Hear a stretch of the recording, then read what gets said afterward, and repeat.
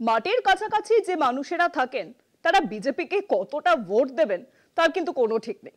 কিন্তু এরই মধ্যে বহুতল ফ্ল্যাট বাড়িগুলোর ভোট নিশ্চিত করতে এবার নয়া দাবি তুলেছে কিন্তু বঙ্গ বিজেপি। নির্বাচন কমিশনের কাছে বহুতলে বুথ করার দাবি এবার গেরুয়া শিবিরের। বিজেপির সংগঠিত ভোট যাতে অন্য দল না পায় তাই কলকাতা সমেত নানা এলাকার বহুতল ফ্ল্যাট বাড়িতে নজর দিচ্ছে এবার বঙ্গ বিজেপি। তবে বহুতলে বুথ হলে বিজেপির কতটা হালে পানি পাবে তা নিয়ে কিন্তু প্রশ্ন দেখা দিচ্ছে।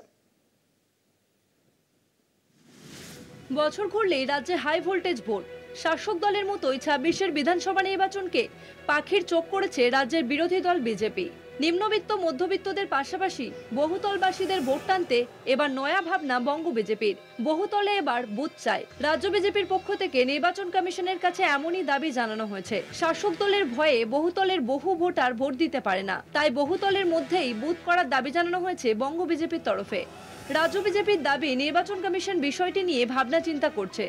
নির্বাচন কমিশনের নিয়ম অনুযায়ী ৬০০ ভোটার পিছু একটা বুথ হয়। সাধারণত ১০০০-এর কম বা বেশি ভোটার নিয়ে এখন বুথ হয়। বিজেপির দাবি মানলে ৬টি লোকসভার ৪২টি বিধানসভার বুথ হবে বহুতলে। বিজেপির সূত্রে খবর, সবচেয়ে বেশি বহুতল কলকাতার এন্টালি এলাকায়। এছাড়া মাটিগাড়া, বর্ধমান, আসানসোল, কলকাতায় অসংখ্য বহুতল রয়েছে। কিছুদিন আগেই কেন্দ্রীয় পর্যবেক্ষক সুনীল বানসালের নির্দেশে বহুতল কমিটি বা হাইরাইজ কমিটি তৈরি করা হয়েছে। বিজেপির এরকম কমিটি রয়েছে একমাত্র মুম্বাইতে।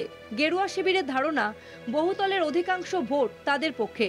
বিজেপি নেতৃত্বের মতে, তৃণমূলের আমলে ভোটের দিন বহুতল থেকে কাউকে ভোট দিতে দেয়া হয় না। ফলে বহুতলের মধ্যেই বুথ হলে শাসক দলের ভয়ে ভোট না দেওয়ার প্রবণতা কমবে। সেক্ষেত্রে লাভবান হবে বঙ্গ বিজেপি।